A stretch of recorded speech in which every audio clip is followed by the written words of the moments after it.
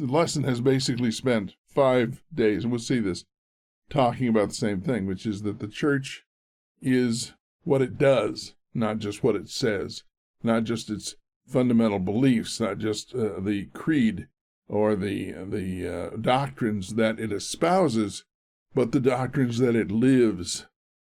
And we're going to see how to begin to implement that. First of all, we need to understand why we don't implement it. What are the barriers between us and implementing it? And secondly, we want to understand then how to begin to do that, and what that will mean in our lives, so that we can be practical about this and not just say, well, we need to live our faith. We do, unfortunately, and that when people do not perceive in us to be Christians, now it could just be their perceptions. That's true. The Pharisees and the scribes did not perceive Jesus to be a follower of God. But at the same time, there can be, we can be failing to live up to our beliefs, not even live up to them, but to recognize that we are not living them, that they are not a vital part of our life. And that really is what is going to matter to people, especially in this day and age. And here's our memory gem. I really, really do enjoy this memory gem. So 1 Thessalonians 2, 6 through 8 in the New King James Version. Nor did we seek glory from men, either from you or from others, when we might have made demands as apostles of Christ. But we were gentle among you, just as a nursing mother cherishes her own children. So, affectionately longing for you, we were well pleased to impart to you not only the gospel of God, but also our own lives, because you had become dear to us. What a marvelous verse, and what a marvelous example and even instruction on how to live the kingdom life. Being well pleased to impart to others not only the gospel, the things that we believe, the doctrines, the propositional truths, however you want to describe them, the fundamental beliefs, not only those things, but also our own lives, because you become dear to us. People will respond to that, especially in these days. It's amazing. We meet through Zoom, and we meet through Facebook Live. So we have many ways through computer to meet face to face, as it were. We can see each other. We can hear tones of voice. We can see expressions. It is not just simply cold text that can be easily misunderstood. It's other things which can also be misunderstood, but it's more full. And yet, at the same time, there's something missing. We want to be in the same room. I don't want to. We want to. When we want to touch, we want to sense someone close to us physically.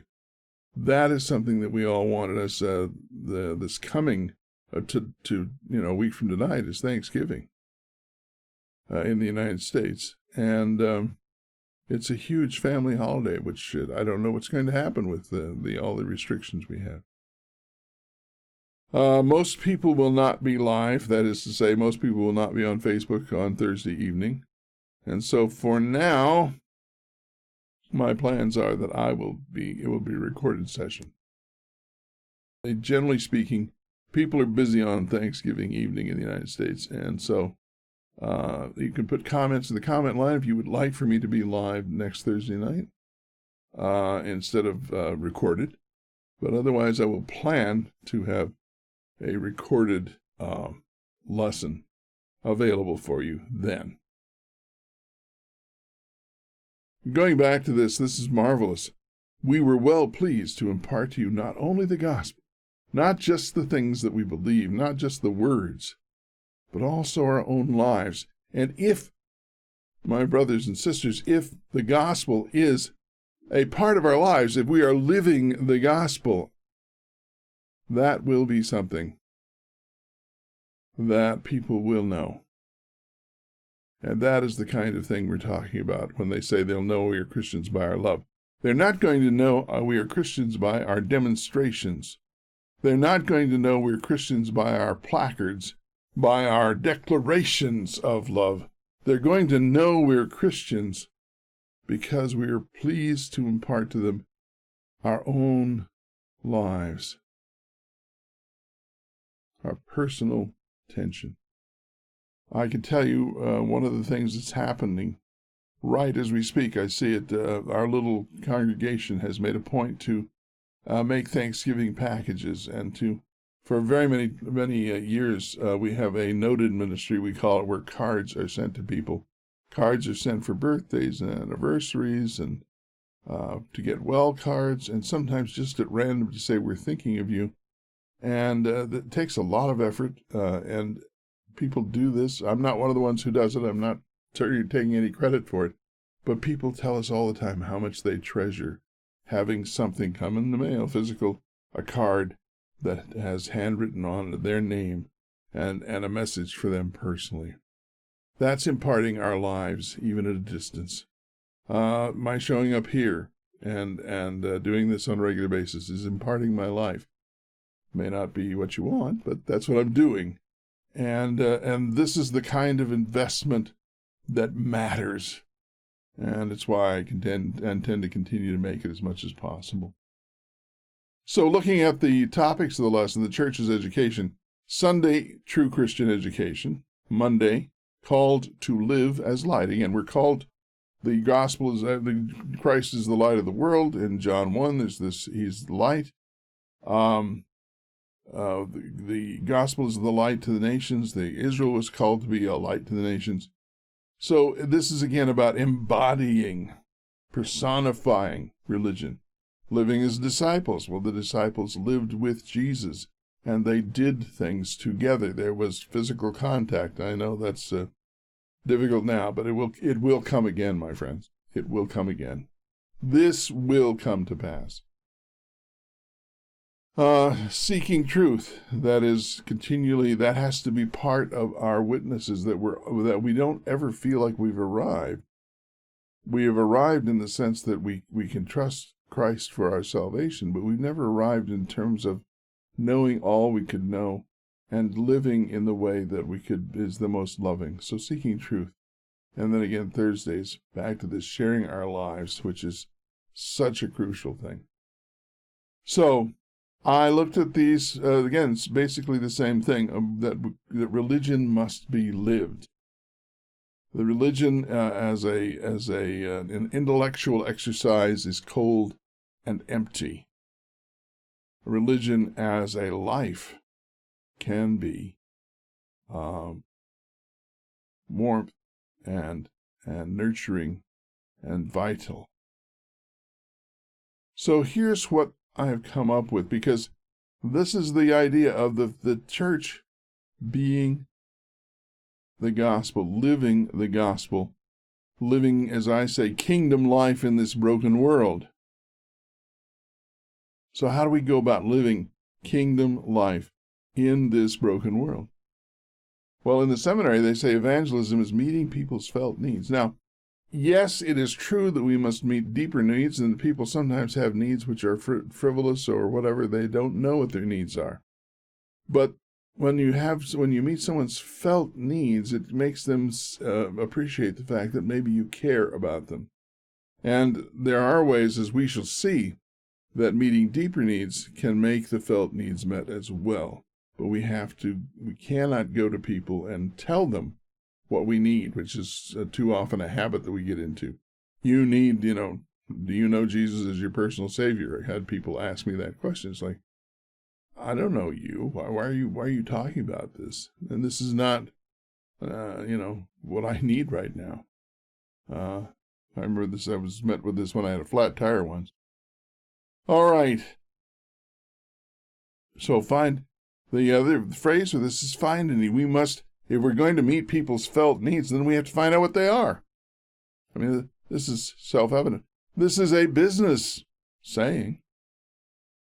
If you will, it's capitalism. It is saying that the only way I can be successful financially is to produce something, a good or a service that other people are willing to pay for. They want it enough to pay for it. But we can do this also. I can find that need and fill it spiritually and for free. So this is a basic principle of life that we learn to live, to find people's needs and fill it. And finally, we must continually study because, well, as we'll see, we don't know people's needs, and we often don't know our own needs, which is part of the problem. We live in denial ourselves, and therefore we cannot meet others' needs. We will not recognize other people's needs if we refuse to face our own. And that is one serious problem in the church. But let's move forward because I want to take a look at this thing. Now, we talk about meeting people's felt needs. Well, there's no way. People are not going to go around with a sign on them saying, here's what I want. You know, it's not like the stock exchange where I'm saying I bid so much for so many shares of this, or the card game pit where, you trade. It doesn't work that way. People often, in fact, hide their needs. The only way that we're going to be able to fill people's needs and meet their felt needs in the long run is to build relationships with people. Now, it doesn't mean we have to build a relationship with every person in the world. We can't do that. But as we build relationships with various people, we will hear their needs, and we will hear commonalities and recognize that these are approaches and opportunities that are broader than individuals, that there are many people who have the same thing. And I can tell you right now, as I mentioned, that we were in the middle of this coronavirus and this lockdown, people are in need of connection. And we know this because the suicide statistics are frightening right now. People are locked down. They don't have social contact. They don't have a shoulder to cry on, literally. They don't have connection. And frankly, this is something that was serious before the lockdowns.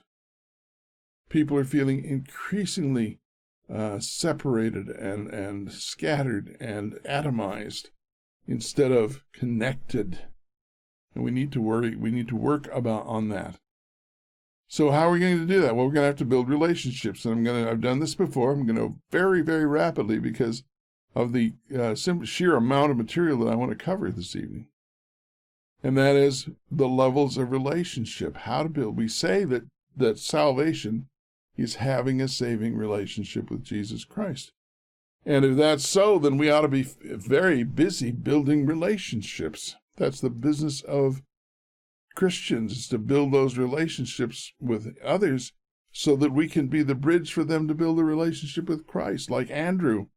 Andrew is one of my favorite disciples, but he's appreciated because he doesn't preach. He doesn't stand up and give great talks. He doesn't do flashy things. But when we see Andrew in the Gospels, he's always doing the same thing. He's introducing people to Jesus. Andrew, after all, was Peter's brother, and he introduced Peter to Jesus. Andrew brings the boy with the 5 loaves and the 2 fishes. Andrew brings the Greeks. That's Andrew's gift, is that he builds relationships. He opens up the way, and then he bridges that relationship to other people. Barnabas, similar. All right, levels of relationship. So let's begin we need to understand these. One of the things about the levels of relationship that I share is that it gives us a vocabulary. This is not, inspired material. It's just very useful. But it does give us, and there are probably flaws in what I'm teaching, but it does give us a vocabulary, and it gives us an intentionality. We can understand how the things work, and therefore it's easier rather than just having to go through it intuitively and by guess.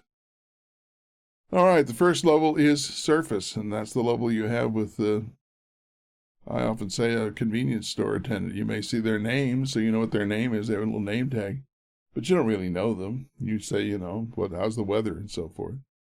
That's a surface level relationship. And when you say I wouldn't give them the time of day, you're saying that I wouldn't give that person a surface level relationship. But a surface level relationship is not enough for salvation. It won't save us with Christ.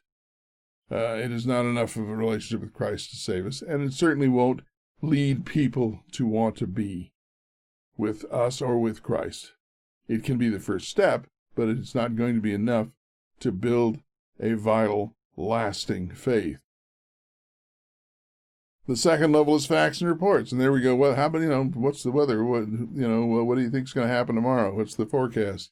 Did you hear about so and so? Whatever's in the news, facts and reports. That's all it is. I'm not feeling well. So and so got divorced. It's also gossip, but it's facts and reports. It's stuff that's out there, and we have people that we spend some time. I mean, generally, you don't spend a lot of time talking to the convenience store clerk or the people you just meet on the street. But you begin to have facts and reports with people you know a little better. The third level is opinions and judgments, and for the first time you begin to understand something of who I am, because it tells you what I like and what I don't like, what color shirts I like. This isn't bad. What foods I like, what teams I root for. There are things that again, these are personal. You're beginning to learn something about me personally as opposed to generic things, the things that are public knowledge. Levels of but again, opinions and judgments. And this, unfortunately, is where the church spends most of its time, because opinions and judgments are, in fact, doctrines. Doctrines are opinions about God that are put in form. They may be logically formulated, they may be factual, they may be even true, but they are not the flesh and blood. They are simply the intellectual understanding of who and what God is. So opinions and judgments, and that's how we baptize people in our denominations. We say, do you agree to these things? Do you agree to these things? Therefore, you can be baptized. You're one of us, based on your beliefs, primarily. Feelings level is where we get into emotions. Now, a lot of people, especially men, will share opinions and judgments with people. They're not going to go say, I'm really feeling down today, or I'm sorry, or I'm overwhelmingly happy. We just share our feelings with people who are closer. And each of these levels of relationship, it represents a deepening level of trust. And this is the whole point. If we're going to have a saving relationship with Christ, it is going to be one where we trust him. Trust was broken in the garden, and trust is restored is the key to salvation. And so that is what we're looking for, is to a deep, deep level of trust. So level 4 feelings is more trust, but it's not yet saving, because feelings are fickle. They come and go. They are not dependable. Vulnerability, level 5. This is where I trust you enough to tell you where I'm struggling. Oh man, I'm having a problem with this. I really struggle with this. I need help. We don't tell everybody that. Those are things that if you tell the wrong person that you need help or where your vulnerability is, they'll exploit it. They'll use it against you. And so it takes a fairly deep level of trust. And here it is, I believe, where we find what would be called justification. A level of relationship that is a saving relationship, where we admit to God what our sins are. We admit what is wrong. We share with him our vulnerability, where we're struggling. And that is where the beginning, not the end, but the beginning of a saving relationship. Vulnerability. And this is, we'll come back to this, because this is a big leap forward from feelings to vulnerability. You don't trust a lot of people enough to tell them where you're struggling, and you shouldn't. You should learn. By the way, every stage of this with human beings has to be reciprocal. If someone comes on and they start unloading opinions and judgments on you, and they're not listening to your facts and reports, they're not ready. This is an inappropriate relationship. They should be willing to hear yours as well. They should be willing to listen. And the same with feelings and so forth.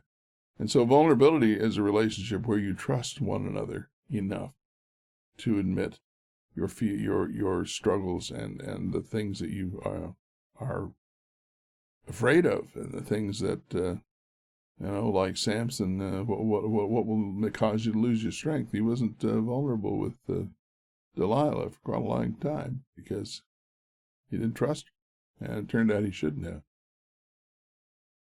Intimacy is level 6. Intimacy is where the next level, where this other friend, you trust each other enough that you can say, well, I'm having a problem with this, and your friend can say, yes, and you have a problem with this other thing you don't even see, you're not aware of yet. And that takes a lot, because it's not just everybody you can trust. Point out faults that you don't see. But it is what we call sanctification. Search me, O God, and see if there be any evil thing in me, the psalmist says. He's asking for God to look for the faults that he does not see, that he's not aware of. And I will say here, intimate relationships with a person of the opposite sex should only take place within marriage. And I'm talking about emotional intimacy, because emotional intimacy and physical intimacy are very, very strongly linked. But you can have that relationship with someone of the same sex. And you can have that intimate. In fact, we all need friends who can tell us, you're messing up here. We didn't ask for it, but they tell us anyway, because they love us and because we trust them. But it has to be earned, and it has to be reciprocal. And this is one of the problems we have in churches, is that people whom we have recruited and with whom we share opinions and judgments then decide that they have the right to point out our faults. They jump to intimacy. And that just doesn't work very well. And we all feel it, and we all grow angry at it. And we should, because there's a violation. Finally, the last stage is complete. It's rare on earth. I'm not going to spend much time on it tonight because we have so much more content to go through. But it's where there's no need for any barriers, because the trust is complete. It is rare here on earth. It is the norm in heaven. In 1 Corinthians 13, Paul says, now we see through glass darkly, but then we shall know fully, even as we are fully known. So that's what's going to happen, but it doesn't happen here very often. And when it does, the world shakes. So there we are. The church has education. Unfortunately, the church as education usually stops at opinions and judgments. In fact, they tell you not to have feelings. People shouldn't do this, but they do. Oh, don't grieve. It shows you don't have any faith. You shouldn't be afraid. It shows you don't have faith. Hey, this is humanity. This is the way we are. Feelings come and go. We don't choose our feelings for the most part. Feelings happen to us. The problem isn't what our feelings are. The problem is how do we respond to them in ways that are appropriate and do not damage ourselves or others. And again, the real level we must be striving for is vulnerability. Now, I presented this to a pastor's meeting some years ago now, and the pastor said, are you saying that I need to be vulnerable with my parishioners? And I said, well, as appropriate, as it is reciprocal in the right circumstances, that's the way you're going to be able to help them to be vulnerable with Christ. And he said, well, that's a dangerous thing to do. And I said, I understand that. There's a lot of risk involved. But I said, can you find any sort of ministry where there's no risk involved? Jesus said, they hate me, they will hate you too. It cost our Lord his life. We can afford a little discomfort along the way, and we will have some.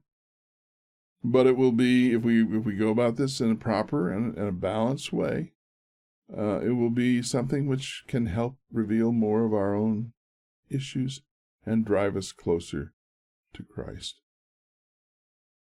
So, that is the levels of relationship. Now I'm going to talk about, since we spend so much time on opinions and judgments, on the cognitive nature, on the informational part of religion, we need to see how that fits into complete development of the mind. Now, I've mentioned this before, but I'm going to go very quickly again. And this is something that teachers who have teaching licenses are going to either love or groan when they see it, because this is something we commonly do. It's called the cognitive pyramid. And the cognitive pyramid starts with knowledge, and that is just simply facts. Abraham, Isaac, and Jacob, those are names. Maher Shalal Hashbaz is the longest name in the scriptures. Saul became Paul. Knowledge, that's all it is. Think of it as the trivial pursuits level. Comprehension is is knowing the names of the 12 apostles and then realizing that they walked with Jesus. And so there's an association there. There's more than just the knowledge, but to see that there is a beginning of a relationship between these bits of knowledge. And that's true in whatever field we're in. But when we're talking about religion, especially now, we're talking about we know the doctrines now. And we start out with just knowing, here's what I'm supposed to believe, but here's what it means. Here's what it means, and here's the practical implications of my life. However, knowing the practical implications is not enough. And unfortunately, schools spend 95 to 98% of their time at this level. And I say that schools because schools are our model for teaching. And so the same is true of Bible schools. The same is true of Bible classes in churches. The same is true of baptismal classes or whatever you want, confirmation classes. They spend almost all of their time on these two levels, comprehension and knowledge. So you know the doctrines and you can associate them with one another and you can make some sense out of the whole thing and recognize duties, shall we say. But that's not enough. According to our lesson, this is not enough. And according to the memory text that we had, they didn't just impart their teachings, they imparted their life. And the thing is that you're supposed to, in Christianity, and frankly, in any line of learning, the third step is the crucial step, and that is application, applying them, putting it into practice, doing it. Until you do it, you have no real knowledge of it, because you can talk about it, but it's another thing when you begin to do it. And as the minute that you begin to do it, that opens up the rest of what's called the cognitive pyramid. It opens up the rest of knowledge, if you will, the whole process of knowing, because then you're going to say, well, what happened here? I did this, and it didn't work out the way I expected it to. I tried to be their friend, and they rejected me. Hello, that happens. That happens. Or maybe I offended them and didn't intend to. What did I do? How did I say? What was my attitude? As you begin to apply these fundamental beliefs, that you apply the doctrines, and you say it's something not just to be recited, but to be lived, then you start saying, oh, wow, I'm getting feedback now from reality. I applied it, I did it, and I got information back. For what it's worth, this is fundamental understanding of cognition, of thinking. This is Piaget talking about the baby. The baby is born with a certain amount of structure, and they apply it to the world, their world, and they get feedback. And it's why we put mobiles in cribs, believe it or not. Piaget, it's an application of Piaget. You'll put up something they can interact with. And don't forget that Paul tells us many of us are babes in Christ. We're infants as well. So that happens. Once you analyze it, you say, well, was this did I do it right? Did I do it wrong? Was it incomplete? There are a whole range of outcomes. And then you say, well, what can I do better next time? Synthesis. How do I take these bottom two levels that the knowledge that I have, and apply it in a way that will be effective?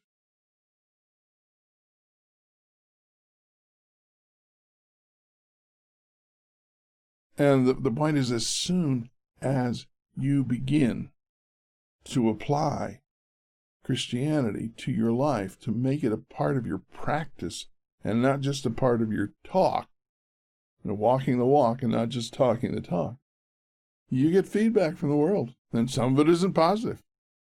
And sometimes it's because what you didn't work very well and you didn't understand it. And that's part of the growing process It's part of the growing process, literally in children and adults and in development, mentally and otherwise. But it's also part of the process, Christianity. So we can learn this. Again, the key issue is getting beyond the comprehension, this mere head knowledge, which we spend too much time on, instead of trying to apply it and to do it in the real world, instead of going to application, which then drives us up the pyramid. It tends to fulfill our learning experience. So that's one way of looking at this. Now, I'm going to give you several ways of looking at this because I want you to understand what's going on in each one of them is just a different perspective. It's like having a 3D image. You can view it from one way or you can view it from another way, but the more views you have, the more you understand what you are observing. That would be true of anything. And you can see pictures. It's like you can see pictures of the pyramids in Mexico, for example, at Teotihuacan. I walked on the pyramids in Mexico. It's a different experience. And again, that's application. That's practical. I thank God for that opportunity. So that's that's the thinking part of the brain. And the way we're going to learn in terms of understanding and being able to articulate it, to say it in more clear ways to others, is to go through this process. But there's also another pyramid. It's called the affective pyramid. And affect is the beliefs and attitudes. So it's about what you emotions even, but about beliefs. What do you think about it? And we start. Oh dear. Okay, let me. I'm going to move on here because that's that different. Okay, opinions and judgments is this two level thing. Opinions and judgments is where we start out with comprehension and knowledge and comprehension. All right, now let's go. Sorry about that. Now let's go to affective. What do you do about a new belief? And again, some of you have seen some of these lessons. You've seen this before, but I want you to put it in relationship and integrate it with the other part we've just seen, with the 7 levels of relationship and with the cognitive, with the knowing, how it is to know, what it means to understand these things.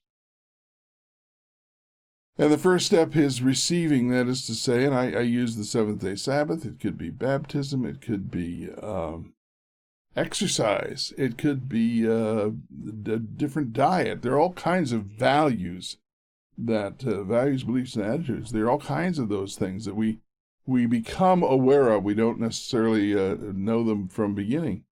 And the first part is receiving. That is to say, we simply hear it. Oh, I never knew, being vegan, being gluten-free. It's a lot of it in my family right now.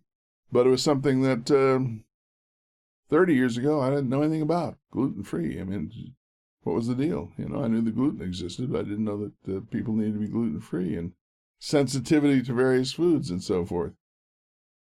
All that, you hear it and you just take it in. Okay, that's receiving. This is again, values and beliefs and attitudes, the way we feel and think about way we feel and value things, how they matter to us. The next step is responding. Oh, so it's actually, I need to exercise more, or maybe I should eliminate animal fat, or maybe I should eliminate dairy. There are all kinds of things. Maybe I should spend the first, as a writer, maybe I should spend the first minutes of my day writing. Maybe I should spend it in the Bible. What should I do with these first minutes of the day? There are all kinds of, again, values, beliefs, and attitudes. And so at some point you say, well, you know what? I'm responding to it. I've received it. I've heard it. I'm taking it in. Now I'm beginning to say, okay, I think maybe this matters. Maybe this is something that I should consider. And so we respond to it positively or negatively. We respond to it negatively, we write it off and move on. And then valuing. Responding says yes. Then valuing says, well, you know what? I really ought to do this. This becomes important to me. It's not just, I think it's a good idea, but I think I should do it in my own life. In fact, if you want to take these in order, I just call it, the first one is I hear, the second one is I agree or disagree, and the third one is I should. I think I should do something about this. This is important to me. I've come to realize that it has value. And again, this is really an opinion or a judgment. It's now an opinion, not so much about intellectual matters, but about a value or belief or an attitude. This is an important attitude. I need to show it's a great thing that's happening now in November especially, but it's happening in a lot of ways, that gratitude is an important value for Christians. Yes, it is. And so there you are. There's an opinion and judgment. Yes, the gratitude matters. I need to begin to practice more gratitude in my life. So that's valuing right there. So what's the next step? The next step is organization, where I begin to set aside time for exercise. I begin to look and read labels on food. I begin to take the time in the morning to go to Scripture. I set aside time every day or every week to express gratitude, to think about gratitude, and to find a way to express gratitude. All of these are organizing my life. I'm beginning to change the way I live in order to implement this value actively in my life. So that's organizing. And then finally, characterization. This is where it becomes a habit. It becomes a part of you. You just always do it. You just always do it. You get in the habit of expressing gratitude. One of the things that I've mentioned at the very beginning of this lesson, there's 3 stages in any of these things. First of all is the information, both cognitive and affective. We hear about something and we decide that it matters to us. We begin to value it. That's the first step. The second step is one of perception, and that is we begin to see it, to recognize it when it happens. Many times it's happening all around us. We just don't recognize it. We're not attuned to it. If you want to think of it that way, it's tuning in your radio to receive this frequency. And so that's the next stage is, well, first of all, you know what it is. It's just if you're not aware of it, there's no point. Secondly, you begin to recognize it when it is happening. And only then, at first when you recognize it, you won't do anything. You just say, oh, I should have done something. I know what that was, but it was yesterday, or it was early this morning, or the opportunity passed.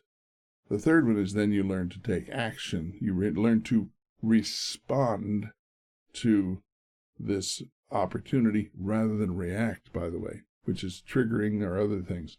Reaction is not responding. Responding is evaluating the situation and responding in a way which is appropriate to the circumstances. Reacting is, I don't like that. I don't want anything to do with that. I had this a year ago. I reacted and found one of my many foibles. I reacted because I don't like squash. I just don't care for squash. It's a long story. But then I found out that many of the people who can and make pumpkin pie filling, and I like pumpkin pie, don't actually use pumpkin. Yeah, I know pumpkin is a kind of squash. Well, they use something other. They use a real squash instead of pumpkin. And that really, I reacted not well to that. I'm still dealing with that, so forgive me. Anyway, I'm just telling you that's the way these things work. Okay. And responding is recognizing the truth, and then, again, instead of just reacting, saying, oh, no, I don't want anything to do with it, saying, well, maybe I need to try this. Maybe I should look at this other situation. I shouldn't just have this automatic rejection. So beginning to respond. And the final one then is to respond. To actually do something. You know what it is, you recognize it as it happens, and you're able to respond to it in real time. Those 3 stages are each important. Well, we're getting close to the end here. Got to keep moving. The problem is that there's a gap between I should and if I said this, these steps. The first one is I hear. The second one is I agree. The third one is I should. Organization is I do. And characterization is I am. This is me. This is who I am. This is integral to my personality.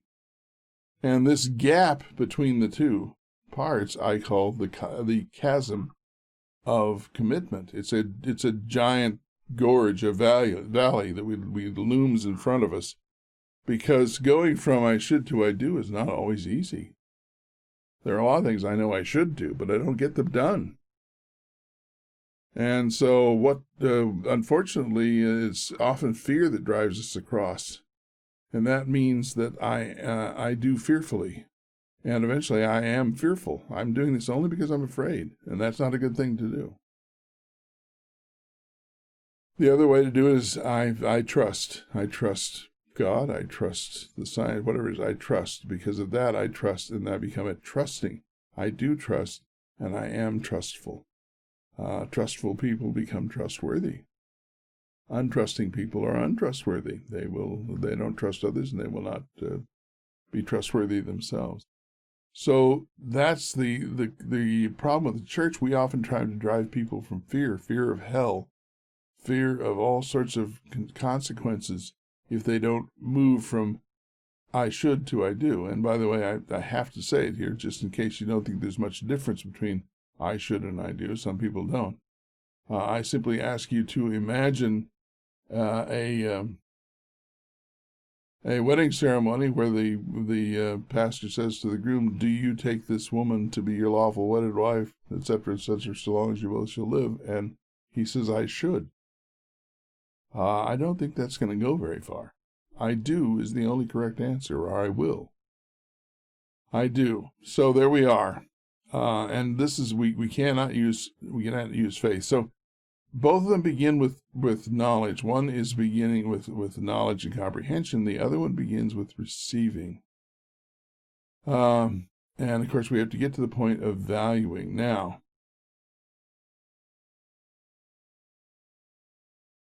when we get to the point of value, this chasm of commitment is also similar to vulnerability.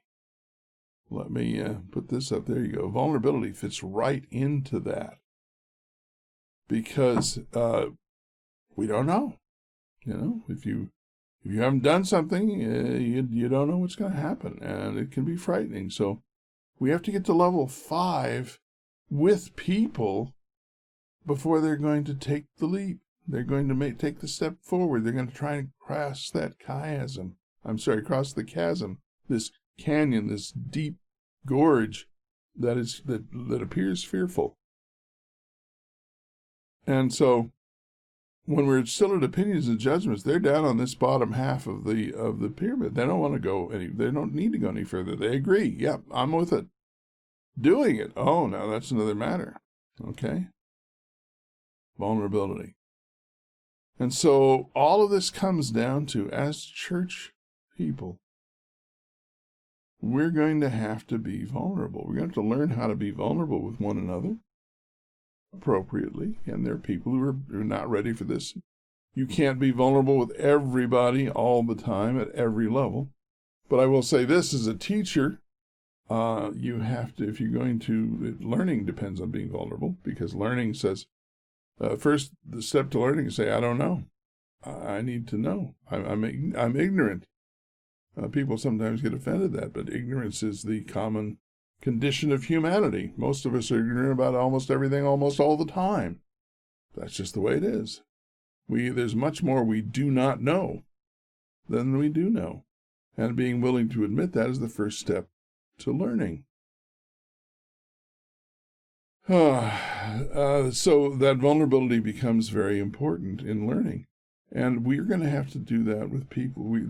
So in a class setting, as we are here, if I want people to learn, I have to be vulnerable. I have to tell you that I have this reaction to squash that is not rational. I could tell you about a lot of other things that are not rational, and I recognize what they are. And we all are in this together. We're all human beings, and we all suffer from the same basic insecurities and the same basic problem. We all fear being rejected. We all fear being abandoned. So, this is what's so important about this memory text. We were well pleased to impart to you, to give, to make a gift of, to communicate to you, to transfer to you, not only the gospel of God, not only the good news, but also our own lives. Not just the good news, but what that means in everyday life. And to do that, my friend, we will have to be vulnerable. We will have to be willing to learn. And that comes to the final part we talked about, continued learning. Vulnerability will drive us to be aware of our own needs. If we're going to be aware of, we're going to meet the felt needs of other people. We're going to meet the needs of other people, period, as part of our Christian obligation, our Christian duty, our Christian opportunity.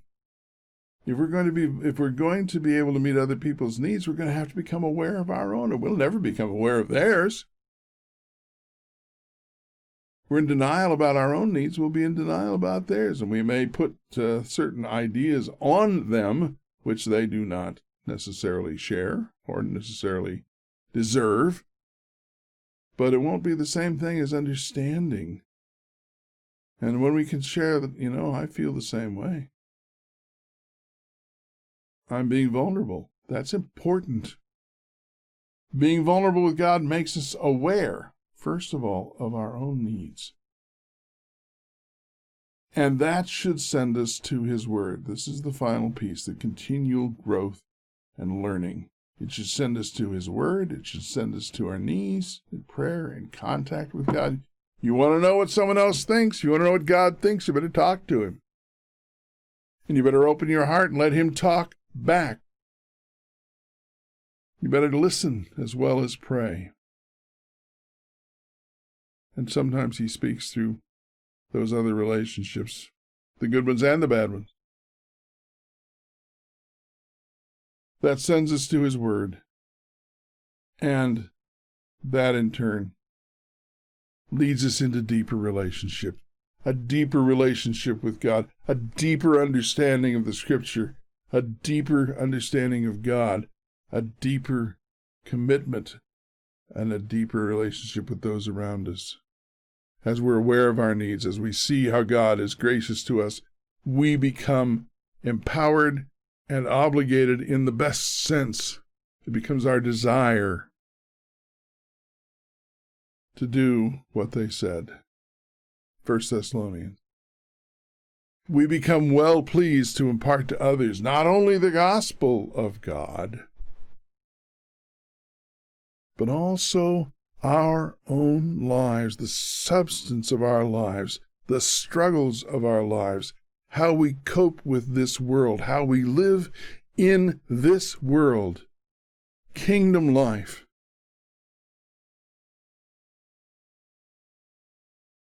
How we fail. We impart not only the gospel, the theory, the information, but also the life struggle, the life experience, because others become dear to us. Because we begin to understand and value people as God values them. That's how the church functions as education. It is not about education solely or even primarily about information. Yes, there is good news about what God has done for us, but there's also the news about what God is doing in us and through us every day. And if He's not doing something in us and through us, then it doesn't matter what He's done for us, because we're not part. It's the Matthew 7, where in that day people say to him, well, we've cast out demons, so we've healed the sick, we've performed miracles in your name. And he says, depart from me, I don't know you. We've been able to share the good news. Paul once talks about this, that he doesn't want to share the good news and then not be able to participate in it, that he would become a castaway himself.